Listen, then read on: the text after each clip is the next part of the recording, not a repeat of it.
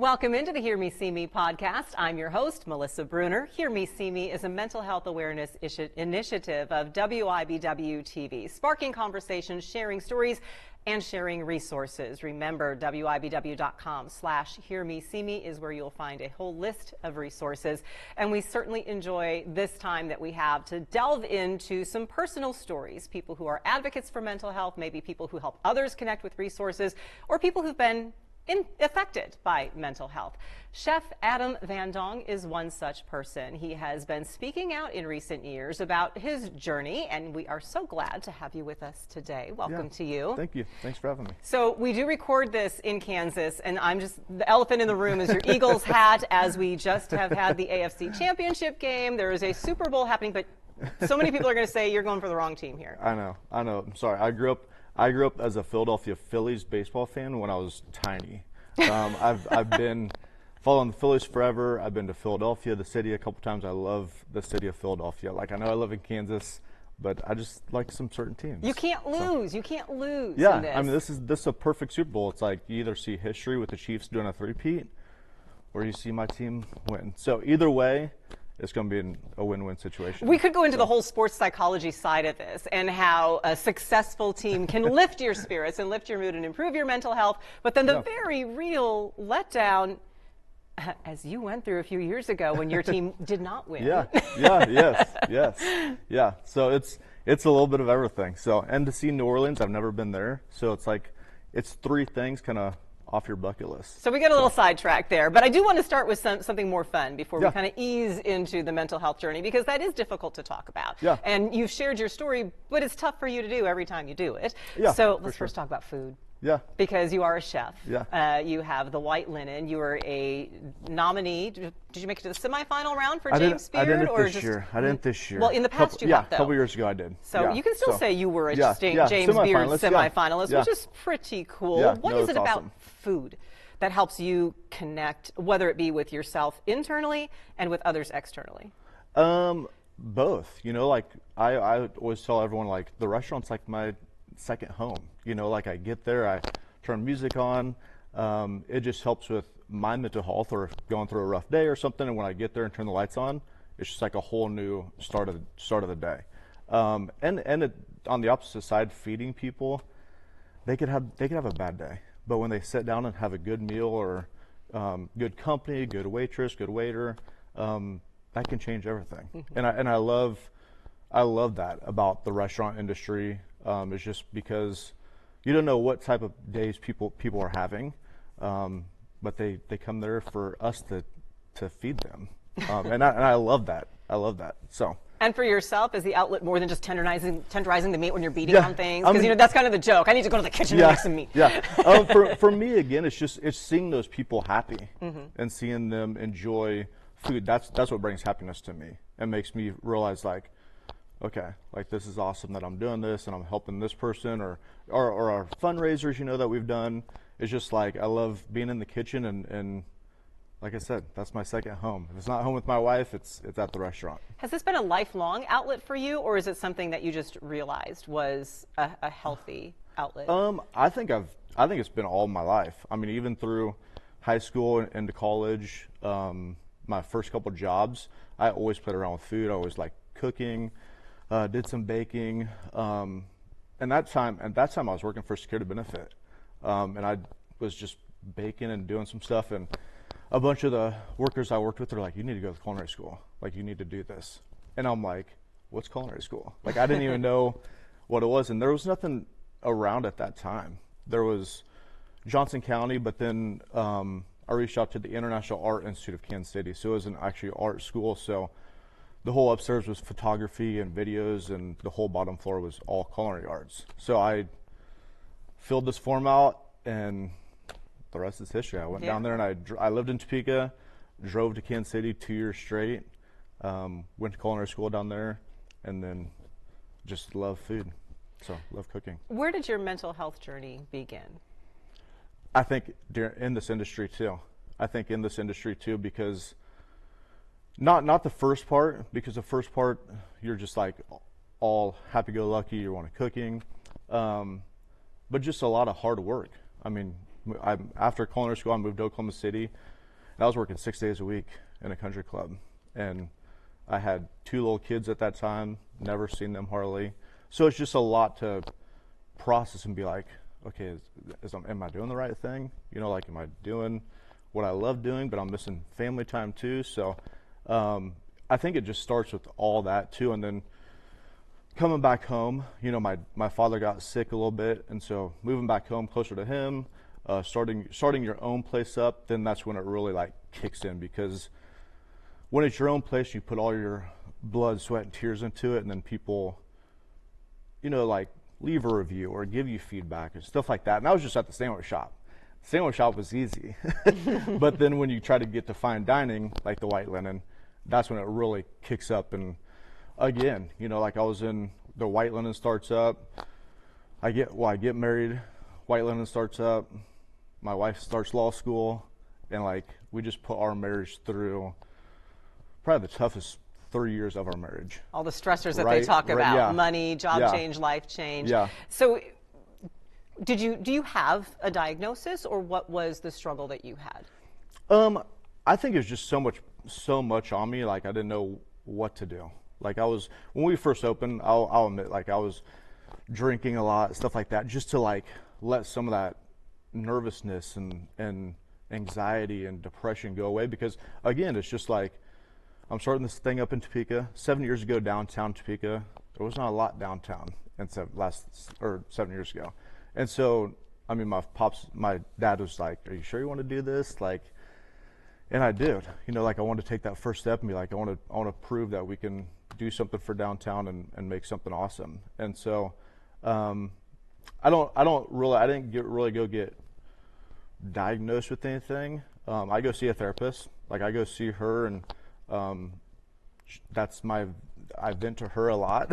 And this is within the past 7 years you made that decision. Yeah, and I still do it. How did you know something was kind of not right or tipping too far, perhaps the wrong direction in your life?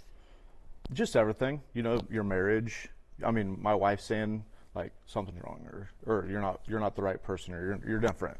Like even at the restaurant, just not focusing as much. Like I just knew a lot of things that it wasn't me, you know. So just seeking that help, because like when we do stuff and Vallejo has helped. So that was our first year we were in business, and I knew I wanted to do something for mental health. And so that's when I reached out to Vallejo, and we've been doing fundraisers. This last year we didn't, just because it was such a busy year this last year. You're opening another place as well. And so it's just reaching out to Vallejo, and even just working with them and talking to their staff and doing this event every year and seeing how many lives that we touched just by doing stuff like that. That helps a lot too.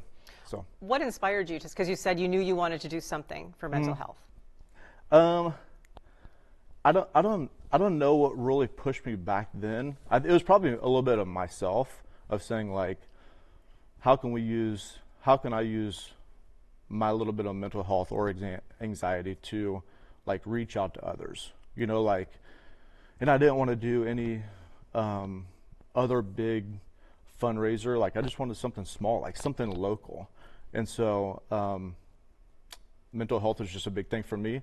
So I reached out to some people, said Vallejo, and I'm like, let's talk to them. Yeah. And so I met with Amy and the president at that time, and it's just like, let's do this. And so I think it's awesome, just because again, 7 years ago, still not a lot of people talked about mental health. And so like just doing our little part and donating. You've seen other businesses kind of pitch in, do some events also. It's awesome to see. I mean, it's crazy to think that, I mean, Mendigers was the biggest mental health institute in the United States here in Topeka, and now we kind of overlook all that stuff. So they turned 100 this year. Yeah, the Mendiger Foundation does. When you think about it now, looking back, how maybe did mental health touch your life as you were growing up through high school and then through culinary school that maybe you didn't realize at the time, but now you look back and you think, well, gosh, if we just would have talked about that, or if I would have realized that was happening? Yeah, I'm not for sure. You know, like growing up, like I think a little bit of my mental health issues came from like my parents got divorced when I was 2 years old. So growing up in like a broken family and like back in the 80s, like it was always so like, no, we can't afford that. No, we can't have that. No, we can't have that. And just, I think dealing with a lot of that stuff when you're a little kid, follows you, you know, like it's embedded in you, it follows you. And so I think that's part of my struggle is just growing up like that. Cause you see all these other families that have like the American family, like it's all perfect, but, life's not perfect. You know, you struggle and you find ways to get through things. And like in school, like I wasn't the most popular kid in school, but I wasn't bullied either. But just going through all those things as a kid, you know, like having your friends say, where's your dad at? Or where's your mom at? Or why don't your parents live together? You know, just answering all those questions nonstop. Kind of wears on you a little bit. So you get anxious and you find yourself trying Yeah. to prove yourself Yeah. to everybody Yeah. through every step of the way. So then Yeah. you decide to totally ease the stress in your life. And I mean, we've all seen TV shows like Hell's Kitchen. Yeah, yeah. I mean, hopefully your kitchen's not yeah. like that. No, it's not. It's not like that. But you get to school, and was there some of that type of experience? I mean, people are Yeah. trying to prepare you for the Yeah. stress of the industry. Yeah, and I like that. You know, like Yeah. it was like that. Our chefs were extremely hard on you, but all they're doing is preparing you for the real world. And any job you can't show up late, you can't show up not prepared. You know, that's any job in this, not just this industry, but any job in the world. So it was tough, but it was fun. Like I enjoyed it. I love my chefs. I still text them every once in a while today. And they've texted me when I got put up for the James Beard Award. So, it added a little bit more stress and anxiety and depression, but in a good way, if there's anything such like that. What did it teach you about things that you needed to do to start coping in a better manner, to deal with the stress or to deal with the anxiety? Just being prepared. I mean, just focusing more on what I need to do. You know, like not letting other things bother me, or like I went to school with a lot of kids that we'd have breaks and they're like, hey, let's go smoke or let's go drink, you know, stuff like, just because that industry, the restaurant industry is like that, you know, like it's not, I don't run our kitchen like that, but it's like a lot of restaurants, or like that was the cool thing back in the day, or like when you ran restaurants, was smoking or taking smoke breaks or drinking or, you know, like doing drugs, all that stuff. But like I didn't want to do that. You know, like I went to culinary school and I was a little bit older than a lot of the kids I went to school with. So I was just like, I'm here to do one thing. I want to cook. And a lot of stuff was from my grandma. I think that's what helped me like get through a lot of stuff, is because I remember my grandma. And I think that's how like seeing stuff when you're young, it just gets embedded in you. And so my dad would always tell me, he's like, I would drop you off at the house with grandma. You would help her cook, break eggs, stir things. And she put on a record. She put on like Nat King Cole, Frank Sinatra. And that's why I'm such a big records, vinyl fan of all those guys. Mm-hmm. And I think just seeing that when I was little and all my path going through culinary school, I just think of her a lot too. So you've got that foundation and that Yeah. inspiration. And so your journey didn't lead you into making those types of decisions, but yet here you are having fundraisers for mental health awareness, supporting the cause. You're admitting that you maybe did start drinking a little too much. Mm-hmm. You maybe were taking some things home and not coping with them. Yeah. Do you remember what it was that Casey, that your wife said to you, that made you take that step back and decide to reach out? I don't know the exact things. I just know it was just causing problems between us. And like I said, I hated that because it was our first few years of marriage, and I'm just like, and I even told her, I'm like, I think I'm gonna not do this anymore. Like I was this close from closing the white linen, like 2 years into it, just because it was so much on me and just on her too, because she was in law school, so she would get up at 5 o'clock in the morning, go to law school, study all day. I would go to the restaurant, get home at 12:30, 1 o'clock in the morning. So our schedules were just completely opposite, and it was tough. And I'm like, God, I'm newly married. I want to spend time with my wife and not at the restaurant all the time. like I said, running your own business, like that's my baby. Like I want to be at the restaurant. I want to make that sure that's running smoothly. So I think it was just both of our emotions just being like, what is going on? Like what is happening? And so that's my thing, is just reaching out to people to talk to. Like I reach out to a therapist, and I've been going to talk to my therapist for some time now, and it's helped tremendously. That's why I hate when people don't think they should get help or don't need that help. Well, and you think that now, but how hard was it to pick up the phone? Oh, it was. It was. It's tough. It's tough to admit, like, okay, maybe I need to go talk to someone. But trust me, once you do it, it's so much better. It just helps in so many ways. Of my therapist asked me, like, well, why do you do this, or why do you think that, or like, here's ways to help that, or like give other ways than maybe I didn't understand, or like see those ways, or like my wife didn't see those ways. So like and it's not like telling me you should do this or do this, but just like maybe think this other way, or maybe write this down, or just different little ways like that help a lot. Mm-hmm. Like don't like ignore reviews, ignore people's feedback. Like we've been doing good for 7 years, like just keep doing what you're doing.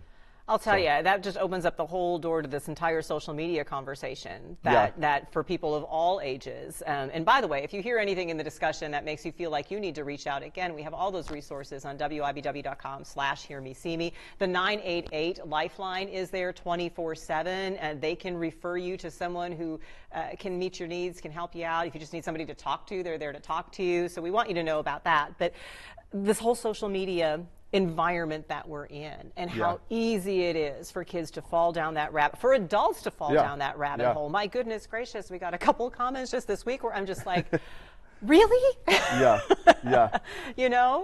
I got one that, I guess apologies. I shouldn't have to apologize. A person emailed in and said, I just can't stand you, you're frumpy. Yeah. I'm like, frumpy? And then I'm like, it had been several months since I'd gotten a haircut, but my goodness, we're doing this campaign, we're covering an election, we're talking about a blizzard coming in, and you're worried about my haircut. And so it's easy to get caught up in those sorts of things that people are saying. One person's like, well, the person wasn't nice to me when I was there, or I felt like I had to wait too long for my glass of wine, or the sauce was too cold, or the sauce was too hot. I mean, it's just nonstop. It's nonstop of things like that, which, that's why I try to talk to my staff too, just to be like, hey, we're doing what we're doing. Like you're not. We can't please everybody, and it's just like you said. It's just like ignoring those comments, like. I take feedback with a grain of salt. Mm-hmm. Like, yes, I'll do. There's something in there that, okay, maybe we need to look at this and review it. But at the same time, they're not the ones running the restaurant. They're not the ones there day in, day out, all weekend long, all times in the night. Like that's what I think a lot of people don't understand, is just like this industry that I'm in. It's just like I'm stressed out about every menu item I put out there. Mm-hmm. Like if someone's going to like it or dislike it, or give me feedback all kinds of stuff. So it's just stuff like that where I've learned the first couple of years, it tore me up. Like I think, and that's what caused a lot of those depression nights and anxiety days and stuff like that, where it's just like, holy cow, like I can't please any of these people. Like everyone's tearing us apart and we're trying to do something nice for Topeka. But now it's just like, well, we've been doing it for 7 years. We made it through COVID. Like we're doing pretty good. And like I said, downtown is booming right now. Like it's awesome to be down there with the Plaza and the Cyrus Hotel and all those businesses down there just doing awesome stuff. So. How did you make that leap, and what kind of skills did you learn that maybe would help if there's someone of the younger set, high school, college age, that's reading comments on social media feeling like they're not good enough? Because you have to read them. That's the feedback for your business. That's how you learn your business. That's how you improve your business on the one hand. But then also, like you said, the grain of salt. What advice do you have for people to be able to tune out the noise? Stay off social media. I wish I could delete social media, but just having businesses, you have to promote your business that way. And so, like I was going to say earlier, it's just like that's one good thing about growing up in the 80s and 90s You know, like instead of today's world is just like all the bullying. Like that's one thing I love about doing with Vallejo and just like talking to younger kids and stuff like that. Is just like back in my day, like if you got bullied in school, you have to deal with it. You could walk home and forget about it. But now there's no leaving that. You know, there's Snapchat, there's Instagram, there's Facebook. Like you can't get rid of bullies. You can't get rid of, and there's adult bullies. There's adult bullies that bully other adults. And so just like staying off social media, I'm like, I only get on there if I have to share pictures of food or a Valentine's Day special or New Year's Eve special, you know, stuff like that. But just because people love social media. And they love typing. social media, and it's so easy to be negative on social media because you're not saying it to the person's face. It's very it's difficult to have conversations like this because we're talking to each other's face. If I just said, well, type me out a paragraph, Adam, about why you feel so strongly about mental health, no problem. You just sit down, you do it. It's just, and that's what anybody who's came to the restaurant or the Knox or Royal Society, it's like we always want to make people happy before they leave. You know, if we overcook something or we cook something wrong or you just like your drink or something, like let me know. Like just all you have to do is, hey, can I talk to Chef Adam? You know, like I'll go out there. I will come out there and talk to you face to face and figure something out, or if I need to make you a new entree or whatever it is. But don't go home. Don't go home and like lift up your computer and start typing away. There's a parallel to the entire mental health discussion here because we've had conversations with people before about we can't fix what we don't know is wrong. And that is true whether you're talking about something you're eating or drinking, and it's true when it comes to your thoughts and your feelings and your emotions. For sure. We can't help what we don't know is wrong. For sure. Which is why I think it's powerful that you're speaking out in terms of, you know, people think about mental health. They think, well, you must be talking about people who are severely mentally ill and have this daily challenge and they can't function. You're talking about mental health in terms of something that we all go through, the daily struggles, the daily challenges, the stress, the anxiety, and perhaps it doesn't go to the level of this is a severe mental illness, but you're talking to a therapist because this is something healthy. And like I said earlier, it's like, I'm not as severe as some people, and some people will never have anxiety or depression. But it feels good to me. I'm going to do what's right for me, and it makes me a better person, 100%. So it's just I just don't want people to be shy to go talk to a therapist, or like it just helps. And everyone who says they won't ever have depression, you will have it at some time, at some point in your life. It might not be extravagant or big, but at some point you're going to be depressed for a little while. One of the first times that I saw you, Vallejo, I think honored you and recognized you for the fundraiser that you did, and you became very emotional about that. Do you remember that time? Yeah. What was it that made that moment so emotional? I think just all the hard work, because that was our second or third year? It was early on in your third business, year? yes. Yeah, something like that. So I think it was just so emotional just to get up. Well, first we had to follow that very sad story on the screen. Yes, there was a video they showed, and it was another personal story. Yes. And so we're already on heightened emotions. So I was already like emotional there, but just getting up there and just getting an award for doing what we do for Vallejo. You know, like I don't have a big pedestal in here in Topeka, but like the little box I can stand up and like voice my opinion on certain things, and to be recognized is always awesome. You know, just like being a James Beard semifinalist, like I've always wanted to put Topeka on the map for a restaurant or something like that, and now they see Topeka. You know, so it's awesome. It gives you a good feeling. I think you also in that moment saw the difference you made. Because I don't know if people can see it as much as I can looking at you visually, but when people think about an image of someone who's struggling with a mental illness, someone who's going to speak out and be a role model for raising awareness of mental illness, here's a guy, you know, you're a bigger guy, covered in tattoos, sitting here saying, yeah, I'm seeing a therapist. I mean, that's not something you typically hear the stereotypical tough exterior person talk about. And so when you make that decision to speak, do you realize the impact that has on someone of your stature, of your appearance, and then coming out and saying, or anyone who's just a man, not to classify genders, but you know, men are supposed to be tough. You're supposed to be strong. I hope so. I hope it hits some of those guys, just because, and I am a tough dude. I think I am. Well, I mean, you're wearing an Eagles hat in Chiefs country, so Yeah. there is that. But no, I just, again, it's if I can reach out to one person today or 100 people today, that's what's most important. If I can save one life today of just saying, hey, go get help, like that's what matters to me. So that's what we do through the restaurant and stuff like that too, is just when people want to talk to me in the kitchen or like come say hi or something like that, like I always take time for that. I get a ton of photos and I get a ton of thank you for what you do for Topeka, thank you for what you do for Vallejo, and all those things make all these bad reviews go away. So, and it's not all bad reviews. I'm just saying, like, when you have a rough night of someone not liking something, like one good comment to me or like my staff, like that's what makes it worth all this. So, yeah. Well, we appreciate you sharing your story, and Yeah. we appreciate what you bring to the capital city, and this message and this support is one that is so important. Like we said, there's so many parallels between Yes. food and what you do for a living Yeah. and raising awareness of Yeah. mental health. Food does make us feel good. It does. It's that Even happy when we place. eat too much of it. Yes. It does. Adam, thank you so very much. I Appreciate appreciate you it. being here. And, as we sit here and discuss, just always know that we hear you and we see you.